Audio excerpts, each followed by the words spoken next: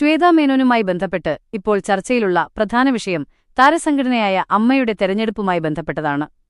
അശ്ലീല ചിത്രങ്ങളിൽ അഭിനയിച്ച് പണം സമ്പാദിച്ചു എന്ന ആരോപണവുമായി ഒരു വ്യക്തി ശ്വേത മേനോനെതിരെ പരാതി നൽകിയിരുന്നു.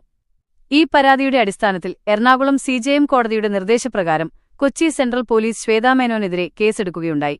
I.T നിയമത്തിലെ 67A വകുപ്പ് പ്രകാരവും അനാശാസ്യ പ്രവർത്തന നിരോധന നിയമപ്രകാരവുമാണ് കേസ് രജിസ്റ്റർ ചെയ്തിട്ടുള്ളത്. അമ്മയുടെ പ്രസിഡന്റ് സ്ഥാനത്തേക്ക് മത്സരിക്കുന്ന ഈ ഘട്ടത്തിൽ തന്റെ പ്രതിച്ഛായ തകർക്കാൻ വേണ്ടിയുള്ള ഗൂഢാലോചനയാണ് ഈ കേസിന് പിന്നിലെന്ന് ശ്വേതാ മേനോൻ ആരോപിക്കുന്നു.